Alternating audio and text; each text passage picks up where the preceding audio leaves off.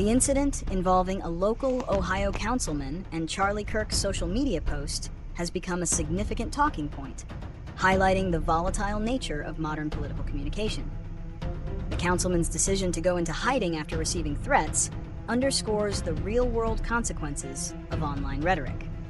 This isn't just a disagreement. It's a situation where a public figure's online actions are perceived as directly inciting harm against a local official. The core of the issue lies in the power of digital platforms to amplify messages, often bypassing traditional checks and balances. Kirk's large following means his post, whatever its original intent, reached an audience of millions, a fraction of whom may have interpreted it as a call to action. This event is part of a broader trend where political discourse has become increasingly personal and often hostile.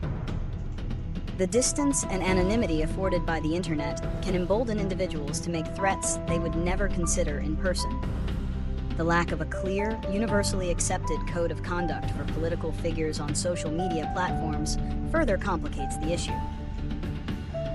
This incident serves as a stark reminder that what happens online doesn't stay online. It can bleed into the physical world with serious and dangerous repercussions, reasons, and consequences. The primary reason for this incident is the breakdown of civil discourse in the political arena. Social media, while a powerful tool for connection and information, has also become a breeding ground for misinformation, polarization, and personal attacks. When a well-known figure like Charlie Kirk, who commands a significant and passionate following, targets a local official, it can create a dangerous feedback loop. His followers, fueled by what they perceive as a legitimate grievance or call to action, may feel justified in harassing or threatening the councilman. The councilman, on the other hand, is a public servant with a family and a life outside of politics. The threats are a direct consequence of this online activity, making him feel unsafe in his own community. The consequences extend beyond the individual councilman. This event could have a chilling effect on local politics. Who would want to run for a council seat or serve their community when they face the risk of online harassment and physical threats? This kind of intimidation can deter good, qualified people from entering public service, leading to a less representative and effective government. Furthermore, it erodes public trust in institutions and fosters a climate of fear and division. The lack of a swift, unified response from authorities or platforms can also set a dangerous precedent, suggesting that such behavior is acceptable. Predictions and solutions. If this trend continues, we can expect to see an increase in similar incidents.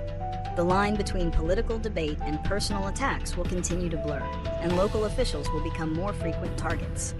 This could lead to a less engaged and more polarized society as people retreat from public life for their own safety. The digital town square could become an arena of intimidation rather than a space for healthy debate. To address this, several solutions must be considered. First, social media platforms must take greater responsibility for the content that is posted and amplified on their sites. This doesn't mean censorship, but rather a more robust and consistent approach to moderating content that incites violence or harassment. Clearer guidelines and faster response times for reported threats are crucial. Second, public figures like Charlie Kirk must be held accountable for the language they use. While free speech is a fundamental right, it does not grant the right to incite violence or put others in danger. A more responsible approach to online communication is needed from all sides. Finally, we need to foster a culture of respect and empathy, both online and offline. This can start at a local level, with community leaders and elected officials setting an example of civil discourse. Educational initiatives can also help people understand the real-world impact of their online actions.